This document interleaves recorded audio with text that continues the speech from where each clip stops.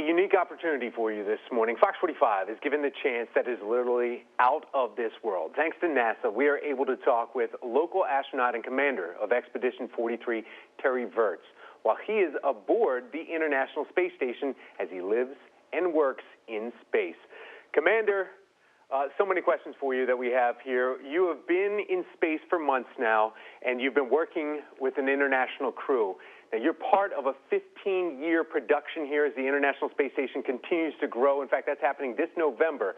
So what do you and the crew really mainly discuss all day?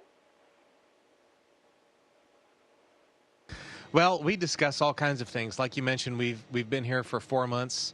I'm here with Italian astronaut Samantha Cristoforetti and Russian cosmonaut Anton Shkaplerov. And we're very good friends, and we try to have dinner or lunch together as often as we can. And topics range from what are we going to do when we get back to Earth to how did your day go that day? And I'm trying to explain baseball and football to them. So there's all different kinds of topics, as you can imagine.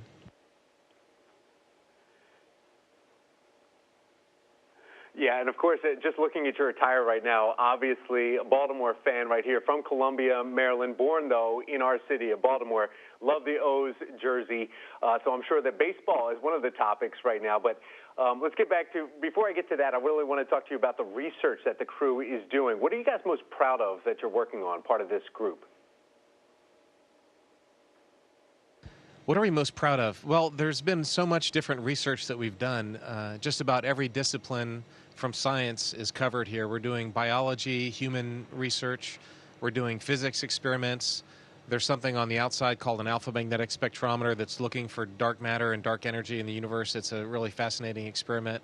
We're doing material science, things that can help produce better materials on Earth and also better spaceships. One in particular that I worked on is going to help make spaceship fuel tanks more efficient so we can get every drop of fuel out of them. So basically every different scientific discipline we've done here, and it's been fun. The thing I'm most proud about is the diversity of science that we've done.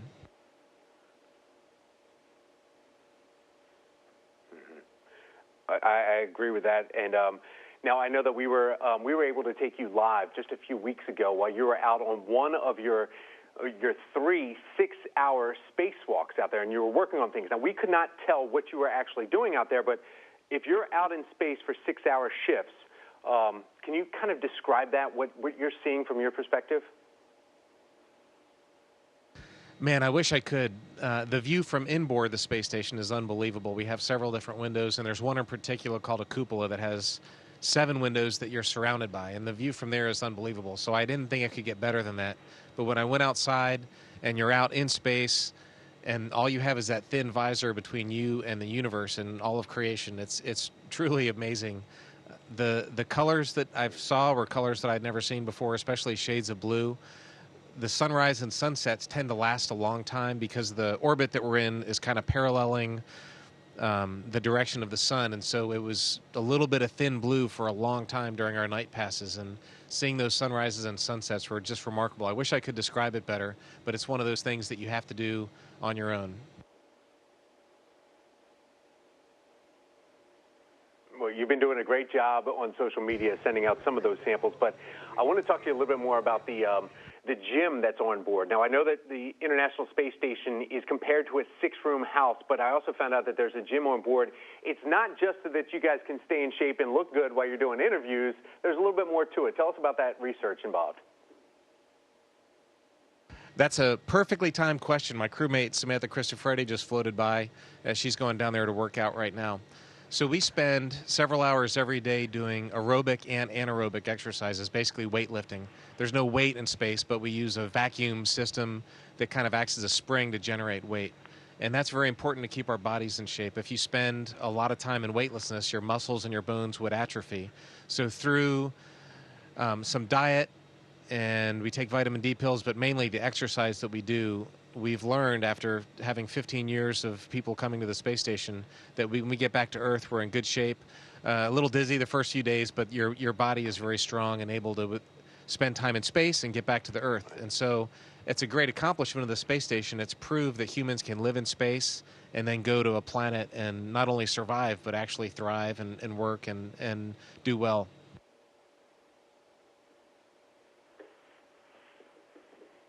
All right, Commander, I know that you're a father of two yourself. One last question for you right here. My children, 11 and 8-year-old, both had questions for you. One asked about the food because we saw one of your turkey sausage and burritos floating on there, so we want to find out how good the food is. My 8-year-old wanted to know, do you ever push one of the wrong buttons there? Because there's so much that seems to be around you while you're floating around. Have you ever hit something wrong? And that's my last question for you.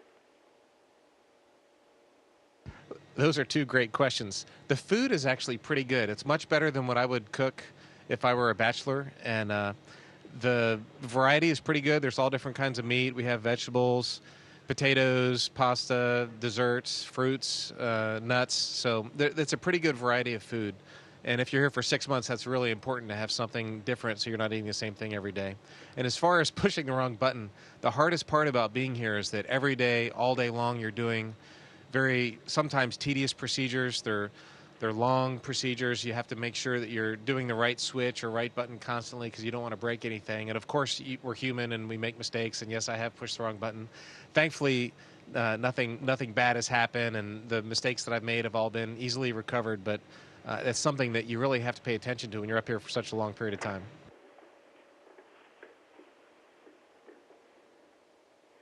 Commander, thank you so much for your questions. I do have a colleague of mine, Candace Dold, who's about to ask you some other questions about social media right now. Thank you. Great. Hello, Candace. Hi, Terry. I'm Candace, and I follow your tweets. Hi.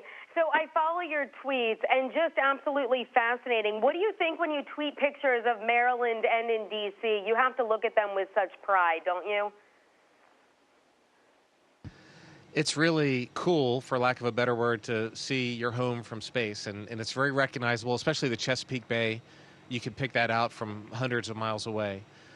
And Maryland's a beautiful state. The whole Earth is a beautiful Earth, and there's lots of different colors and aspects of all these different regions on the Earth. And now I recognize places on Earth by color from what I've seen in space, but Maryland is especially beautiful. It's been really white this winter. I think I picked a good time to be in space.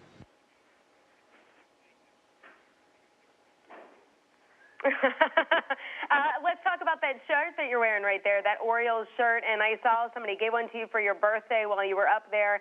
If you could send a message to the O's who are training right now, what would you say?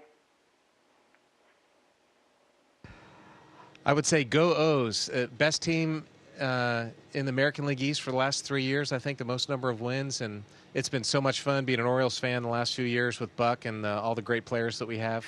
And there's lots and lots of fans out there. We're very proud of what you've done. And last year was great, but we're really looking forward to winning that last game of the year at the end of October. Your mother and I have been sending messages back and forth on social media. Her last message to me this morning, he wanted to do this from the time he was born. I'm proud of the man he is, extremely down to earth for a guy who loves to fly so high. And that has to mean a lot to you, hearing that from Mom, right, Terry? That's awesome. Yeah, Mom is always Mom, no matter how old you are, no matter what you do. And I know she's been very proud of me. And this is something I've wanted to do since I was a little kid. My mom and my dad, my stepdad, all worked at NASA Goddard there in Maryland. And so it's been kind of just flying and aviation and space has been something I've been interested in since I was a little kid.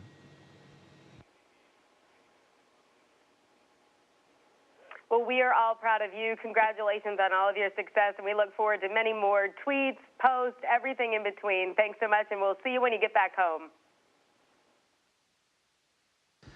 Thank you very much. Hello to all the folks there in Maryland and Pennsylvania, Virginia, D.C., that area. Looking forward to coming back in a few months when I get back to Earth. And go O's. Station, this is Houston ACR. Thank you. That concludes our event.